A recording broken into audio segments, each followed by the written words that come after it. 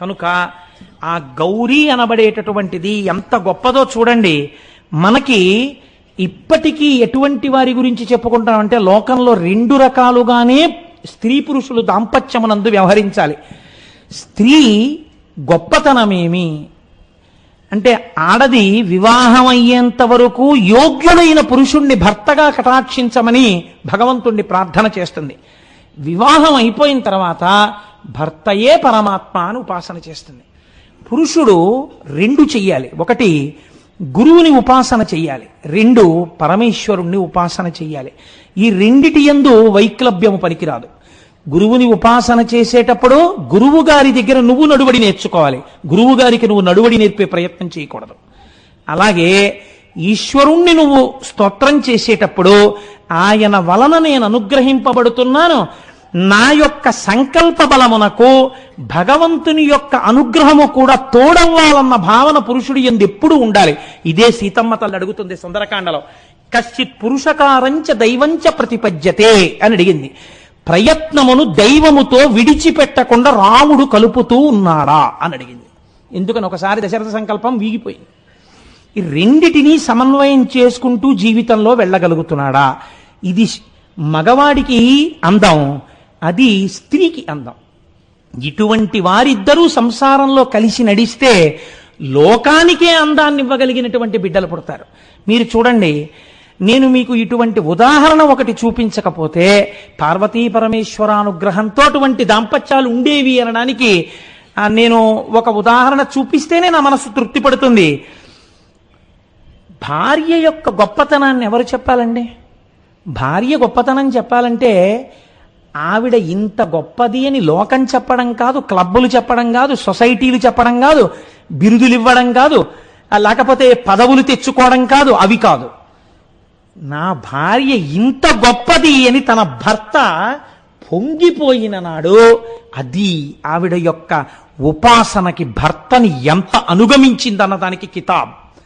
సత్యహరిశ్చంద్రీయంలో హరిశ్చంద్రుడు అంటాడు చంద్రమతీదేవిని గురించి, జవదాటి ఎరుగది యువతీ లలామం బుపతి మాట రతనాల పైడి మూట అడుగ తప్పి ఎరుంగదత్తమా మలయాజ్ఞ అసమాన భక్తి దివ్యానురక్తి అణుమాత్రమైన బొంకను మాట ఎరుగది కలుష విహీన నవ్వులకునైన కోపం బెరుంగది గుణవితాన నితాంత ఎరులెంత తను దూరుచున్న సొంత ఈ లతాంగి సమస్త భూపాల మకుట భవ్య మణికాంతి శబలిత పాదుడైన సార్వభౌమని శ్రీ హరిశ్చంద్రు భార్య దాసిగా నీవెగొనరయ్య ధన్యులార.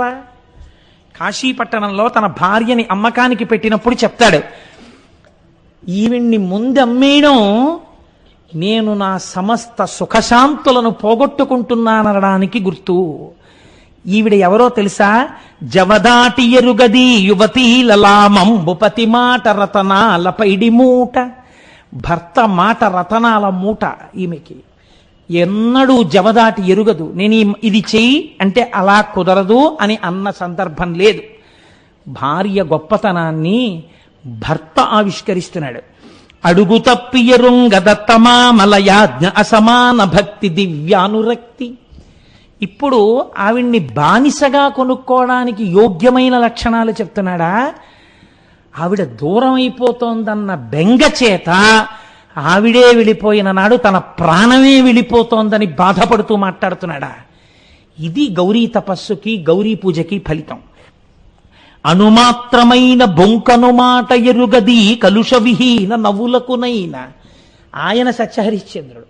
ఆయన అంటున్నాడు, ఎప్పుడూ అణుమాత్రమైన బొంకడం ఈ చంద్రమతీదేవికి తెలియదు.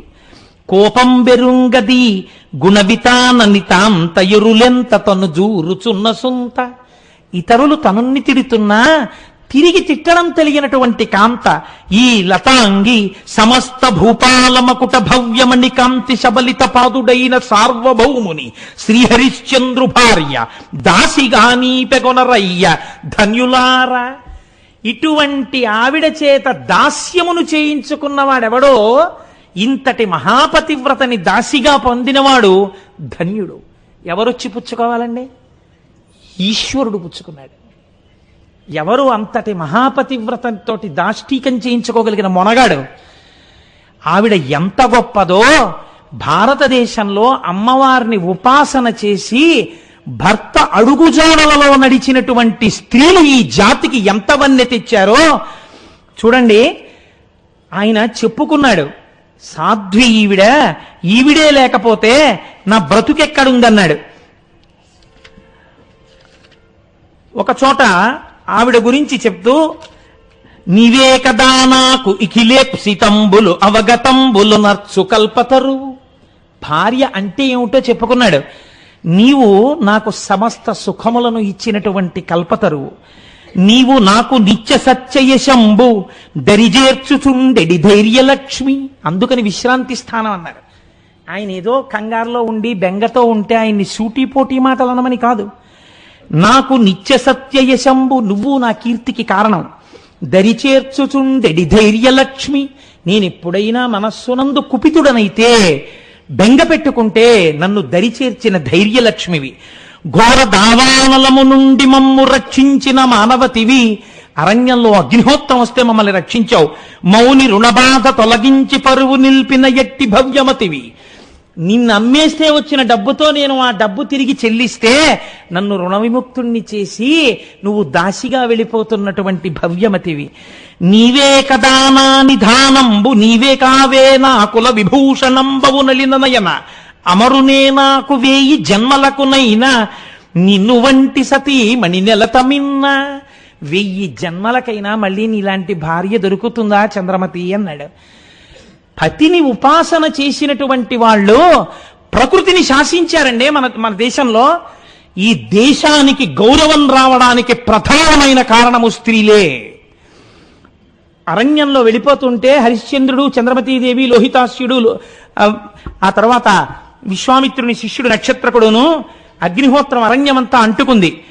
ఆవిడ ఏమని అడిగిందో తెలుసా అండి? నేనే పతివ్రతనైతే, హరిశ్చంద్రుడను దైవముగా నమ్మినదాననైతే, శ్రీమన్మహాయజ్ఞమూర్తి జగజ్జాల రక్ష దిశల్లోక శిక్ష దురాలోక తేజో విరాజీ కృపాళో భవద్దివ్య చారిత్రమెన్నంగ నేనెంత దానంచురారాధ్య నీయందు వేదంబులన్ నల్గు జన్మించుటం చేసి వేల్పుల్జాత వేదేది నామంబులన్ భక్తి పూజింత్రు నీచేత శిష్టా కర్మంబులెల్లన్ ప్రవర్తించు దేవా నిను రాజసూయాది యజ్ఞంబులందున్ ప్రపూజించియున్నట్టి మమ్మున్ కృపన్ బ్రోవగా చెల్లునే కాని బాధింపగా న్యాయమయ్యా ఇదే పాడి అయ్యా దయాభంగి ఏమాయే అల్లాడు ఈ దీనులన్ కల్ప నీకెట్టులోనో విచారింతు నేనేల పన్నిత్య సత్యవ్రతారూఢుడౌ శ్రీ హరిశ్చంద్రు భూపాలు ఇల్లాలినేయైతి ఏనిన్ ప్రశస్తోరు సాధ్విత్వమే నాకు వర్తించునేనిన్ నిమేషంబులోనన్ భవజ్వాలికాజాలముంబాసి శాంతుండవై నవ్య నీహారవాపూరముంబోలి శైత్యంబునన్ గ్రాలవే వీతిహోత్ర నమస్తే నమస్తే నమస్తే నమః అందావిడ. ఓ అగ్నిహోత్రుడా, నీ యందు 4 వేదములు పుట్టాయి. అటువంటి వాడివి నిన్ను తెల్లవారితే మేము రాజసూయాగాది ఈ క్రతువుల యందు ఆరాధన చేశాం. నేనే కాని హరిశ్చంద్ర భూపాలుణ్ణి పతివ్రతనై ఆయన కీర్తి ఇనుమడించడం కోసం ఉపాసన చేసిన దాననైతే ఉత్తర క్షణము ఈ అగ్నిహోత్రము చల్లబడుగాక. చల్లబడిపోయిందంతే, అగ్నిహోత్రం ఆరిపోయింది ఎక్కడదక్కడ. పాతివ్రత్యం ఎంత గొప్పదో చూడండి. ఇటువంటి దంపతులు మన దేశానికి శోభ తెచ్చారు. అదే తల్లి అయితే ఏమండి, మీరు ఆడవాళ్లకే బోధ చేస్తున్నట్టు కనపడుతోందని మీరు అనుకోకండి. పురుషుడికి కూడా నేను ఒక మాట చెప్పాను, గురువును గౌరవించుట, ఈశ్వరుని గౌరవించుట, ఈ 2 పురుషుడి యొక్క శీలమునకు ప్రధాన హేతువులు. ఈ ఇద్దరిని అతిక్రమించి ప్రవర్తించరాదు. విశ్వామిత్రుడి మాటకి ఎంత కట్టుబడ్డాడో చూడండి. అంతేకాని ఒక్కనాడు విశ్వామిత్రుల్లో దోషం ఏదన్నా ఎంచే ప్రయత్నం మనం చేద్దామని చేయలేదు ఆయన శిష్యుడు. తన మహీరాజ్యమంతయు గాధిసూతినికి దానమిచ్చిన ఎట్టి ధర్మమూర్తి నిజ యశశ్చంద్రికల్ అఖిల దిక్కుల యందు పరజల్లిన ఎట్టి సారగుణుడు ముల్లోకములను సమ్మోదింప భేతాళు మదమడంచిన విక్రమస్థిరుండు అణుమాత్రమైన బొంకను మాట ఎరుగని అసమాన నిత్య సత్యవ్రతుండు 7 దీవుల నవలీల నీలినట్టి సాంద్ర కీర్తి హరిశ్చంద్ర చక్రవర్తి బానిసీడుగ నమ్మంగబడెడుకొనుడు పౌరులార మహాధనోద్ధారులారా. ఇంత గొప్పవాడు గురువుకి రాజ్యాన్ని దానమిస్తానన్న మాటకి కట్టుబడిపోయి ఆయన నిజంగా మాతంగ కన్యల్ని వివాహం చేసుకుంటే రాజ్యం ఇచ్చేస్తానన్నా కూడా గురువు ఎందు దోషమెంచకుండా తన సత్యమునకు కట్టుబడి రాజ్యం ఇవ్వడానికి ఇష్టపడ్డవాడు, తన కీర్తిని 4 దిక్కుల చల్లినవాడు, ముల్లోకములను సంబోధింపచేసేటటువంటి భేతాలను యొక్క మదమడిచినటువంటి వాడు, అణుమాత్రమైన అసత్యం పలకనటువంటి వాడు, 7 దీవులను ఏలినటువంటి వాడు, సార్వభౌముడైనటువంటి వాడు సత్యహరిశ్చంద్రుడు. అందుకే ఉద్ధాన పతనములకు లొంగలేదు కొందరు పురుషులు. నలుడు మీరు చూడండి, సర్వభౌమ పదంబు శరణి మీరిన భోగి వంటల వాడవు చుబరగనేడు అని ఆ చిత్రలీయంలో అద్భుతమైనటువంటి పద్యం చెప్తూ ఆ సీసపద్యంలో మాట అంటారు. కనుసొన్నదొరలచే తన యాజ్ఞకును విభుండు వెలయవొక్కని యాజ్ఞ మెలగనేడు భయద కోదండ పత్రముల్ వెలయగల్గిన రేడు వర్షాతపతముల మెలగనేడు. ఆ చేతిలో భయదమగు కోదండ ఖడ్గముల్ పట్టు వీరుడు గరిటయు క్రోవియు పట్టెనేడు విపుల కేసరినక్కటా పిల్లి చేసే అధమ విధమున ఇట్టిదే విధికృతంబు అంటారు. అయినా సరే లెక్క పెట్టకుండా ధర్మానికి కట్టుబడ్డాడు నలుడు. ఆ చంద్రమతీదేవి యొక్క శీలానికి పరాకాష్ఠ ఏమిటో తెలుసా అండి? మీకు తెలియని కథ కాదు. కొడుకు చచ్చిపోయాడు, శవాన్ని వల్లకాటికి తీసుకొస్తే కాటికాపరిగా తన భర్త ఉన్నాడు. దళమౌ పయ్యదలోనా అన్నాడు. నీ పయ్యదలో మంగళసూత్రం కనపడుతోంది, ఏ వెలకైనన్ అమ్మి, ఎక్కడో అక్కడ ఏ వెలకో అమ్మి కాటి సుంకం కట్టన్నాడు. వశిష్ఠుడి వరం, నా తాళిబొట్టు నీకు కనపడిందంటే నువ్వు నా భర్తవి అని ఆవిడ ఏడ్చింది మొగుణ్ణి చూసి. ఎందుకు ఏడ్చిందో తెలుసా అండి? ఊరే నువ్వు నన్ను నమ్మేశావు, కొడుకు చచ్చిపోయాడు, ఇంకా ధర్మం ధర్మం సత్యం సత్యం అని చెప్పి తాళిబొట్టు అమ్మి డబ్బు తెమ్మంటున్నావా? ఏమి నీ భర్తృత్వం అని ఏడవలేదట ఆవిడ. ఎందుకు ఇచ్చిందో తెలుసా అండి? పసిడి మేడలో నివసించు ప్రభునక కటకట ఈ వల్ల కటి వసతి కనుసొన్న దొరలచే పనులందుకును మీక ఈ నికృష్టమైన వాని సేవ అలరు తెనియలతో అరగించడి మీక అకట శవాల పిండాసనంబు జిలుగు బంగారు దుస్తులు ధరించడి మీక పొలుసు కంపొలయు ఈ బొంతకోక కనుల నీ ఎట్టి దుస్థితి కనిన నాకు చావు రాకున్నదెంతని సంతపింతు హా హరిశ్చంద్ర సార విద్యాపణీంద్ర బుధజన మనశ్చకోర సంపూర్ణచంద్ర అందావిడ. మహానుభావ, బంగారు మేడలలో తిరిగేటటువంటి వాడివి వల్లకాటిలో నించున్నావా? దొరల చేత ఇలా కనుసైగ చేస్తే పనులు చేయించుకునేటటువంటి వాడివి వల్లకాటిలో సగం కాలిన శవాలు పైకి లేస్తే కురివితో కొట్టి పడగొడుతున్నావా? తేనీయలతో కూడిన భోజనాలు చేసేటటువంటి వాడివి శవాలకి పెట్టినటువంటి పిండాలు ఏరుకుని తింటున్నావా? బంగారు దుస్తులు ధరించేటటువంటి నువ్వు ఒక చింకి బొంత కోక కట్టుకుని ఒక కల్లుకుండా యజమానికి పట్టుకెళ్ళడానికి భుజం మీద పెట్టుకుని నడుస్తున్నావా? కుడి చేతిలో రాజదండం పట్టుకున్న వాడివి ఒక కొరివి పట్టుకున్నావా? సగం కాలిన శవాలు మళ్లీ కాలేటట్టుగా చెయ్యడానికి. కనుల మీ ఇట్టి దుస్థితి కనిన నాకు, ఈ దుస్థితి చూసి కూడా నేనెందుకు చచ్చిపోలేదని ఏడుస్తున్నానయా? హరిశ్చంద్ర భూపాల సరవిద్యా ప్రవీణ సరవిద్యా పణీంద్ర బుధజన మనశ్చకోర సంపూర్ణ చంద్ర. ఇది భర్తని అనుగమించడం అంటే. కష్టం వచ్చినప్పుడు భర్త ధర్మానికి ఆలంబనమై నిలబడ్డారు. చూడండి, ఆవిడ మీద దొంగతనం మోపబడింది. ఎంత పరీక్ష పెట్టాడండి విశ్వామిత్రుడు. చంపేయడానికి హరిశ్చంద్రుణ్ణి నియోగించారు. ఏ హరిశ్చంద్రుడు? నా కోరికలను తీర్చిన కల్పలతవు అని చెప్పుకున్నాడు. 1000 జన్మలకునైన నీ వంటి భార్య దొరుకుతుందా అని చెప్పుకున్నాడు. అలాంటి హరిశ్చంద్రుడు తన చేతి కత్తితో తానే చంపేస్తున్నాడు భార్యని. ఆవిడ ఆఖరి ప్రార్థన ఏదైనా ఉంటే ఈశ్వరుడికి చెప్పుకో అన్నాడు. ఎంత ధైర్యమో చూడండి నిజంగా సత్యమునందు. ఇదండి ఈ జాతి వారసత్వం. ఈ జాతికి ప్రాజెక్టులు, లేకపోతే వైభవాలు, పరిపాలనలు, బిరుదులు, నాకు ఇంకా వ్యగ్రత కలుగుతుంది. ఇవన్నీ ఈ జాతి గొప్పతనాలకు. ఈ జాతి గొప్పతనం ఏమైనా ఉంటే ఇదొక్కటే.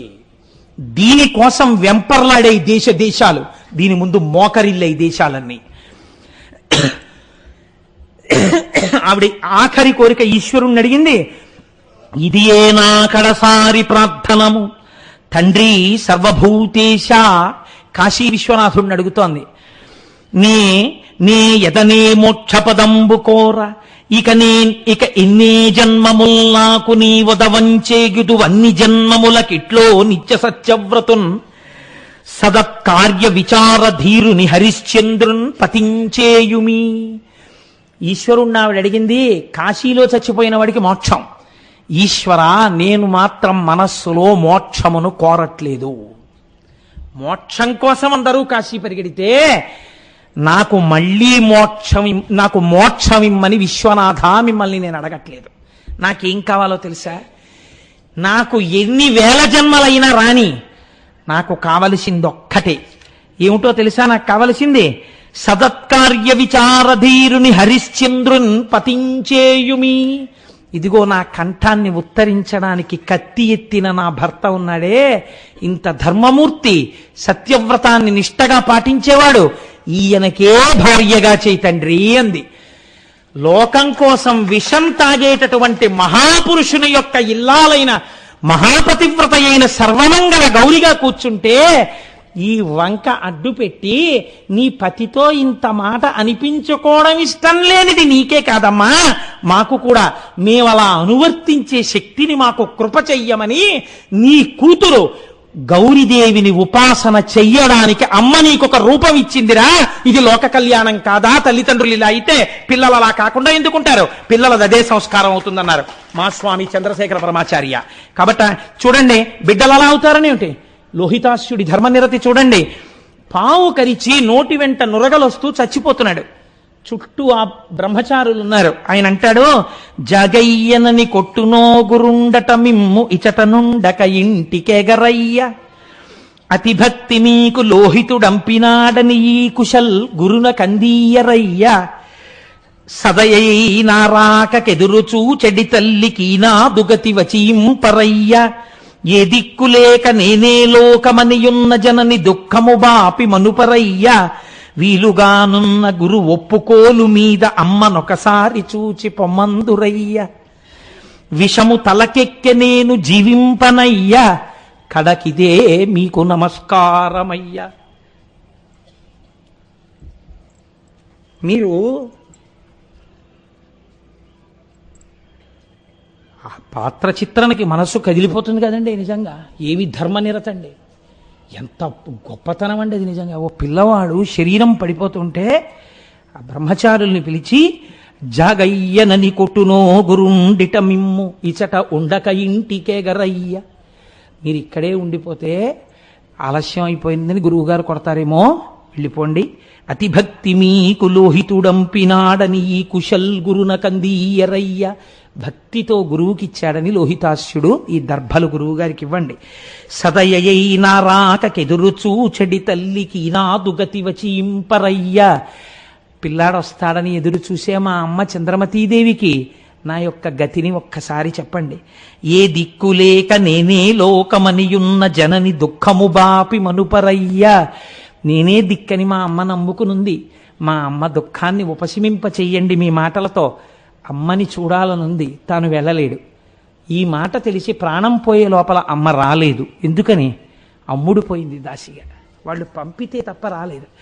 కొడుకు పోతున్నాడని గబగబా వచ్చేస్తుందేమో, దాసి వెడతావా అని అమ్మ మీద చెయ్యి చేసుకుంటే తను భరించలేడు మానసికంగా కూడా. ఎంత మాతృభక్తి అండి. అందుకని అన్నాడు, వీలుగానున్న గురు నొప్పుకోలు మీద అమ్మనొకసారి చూచి పొమ్మందురయ్యా.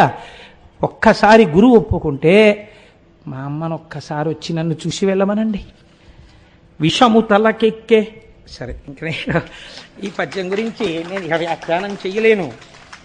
మన హర్షధర్మము అంత గొప్పది, మన సనాతన ధర్మం అంత గొప్పది. దంపతులు అలా ఉండాలని కోరుకుంది మన జాతి. అలా ఉండాలి, అలాంటి బిడ్డలు పుట్టాలంటే మహాతల్లి ఆ గౌరీదేవిని ఉపాసన చెయ్యండి. ఆడపిల్ల ఒక ఇంటి కోడలిగా విడితే అంతటి ధృతిని పొంది ఉండాలని, అంతటి ధర్మాచరణమును పొంది ఉండాలని. ఇంత పసుపు, ఇంత కుంకం, 4 తాటాకులు, 4 నల్లపూసలతో అమ్మని పూజించి పెళ్లిపీటల మీదకెళ్ళు అని చెప్తే ఇవన్నీ విడిచిపెట్టి వీడియో కెమెరాల వ్యామోహంలో పూజ ఎలా జరుగుతోందో కూడా చూసుకోకుండా ఫోటోల మత్తు వీడియో కైపులో మనం కొట్టుకుపోతుంటే మన సనాతన ధర్మం నిలబడుతుందని మనం ఎలా అనుకుంటాం? కాబట్టి మన బిడ్డలు పీటల మీద కూర్చున్నప్పుడు గౌరీ పూజ చేయించడంలో పరమాచార్య స్వామి ఎంత ఆర్తి పొందారో మనం గుర్తిరిగి అటువంటి గౌరీ పూజ చేయించిన నాడు లోకమంతా సుభిక్షంగా ఉంటుంది.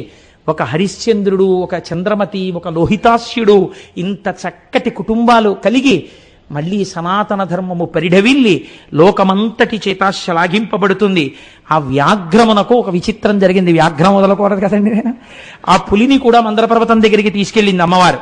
తీసుకెళ్లి పరమశివుడికి చూపించి ఆవిడ అనుగ్రహం చూడండి. ఆవిడంది, అయ్యో పాపం ఇది నాతో పాటు వచ్చిందండి, తన స్వరూపాన్ని మార్చుకుంది, కాబట్టి దీనికి కూడా నందీశ్వరుడితో సమానంగా నా అంతఃపురం ముందు రక్షణ భారం వహించే అదృష్టాన్ని ఇవ్వండి అంది. శంకరుడు అన్నట్ట, తప్పకుండా పార్వతి అని ఒక వెండి బెత్తాన్ని, ఒక మంచి ఖడ్గాన్ని ఇచ్చి, ఒక బంగారు కవచం కట్టి, అమ్మవారి ఇంటి ముందు నందీశ్వరుడి కన్నా కొద్ది స్థాయిలో సోమనంది అన్న పేరుతో నిలబడేటటువంటి అనుగ్రహాన్ని ప్రమదగణాల్లో ఒకటిగా ఇచ్చేట. అమ్మవారిని అలా చూసినందుకు అది సోమనంది అయింది. మనకి నవనందుల్లో ఒకటిగా కనపడుతుంటుంది సోమనంది.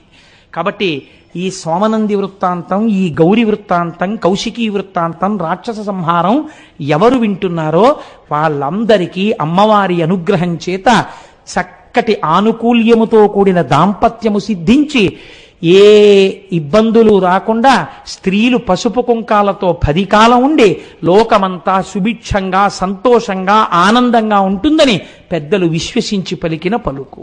కనుక అమ్మవారి అనుగ్రహంతో మనం అటువంటి స్థితిని పొందదముగాక.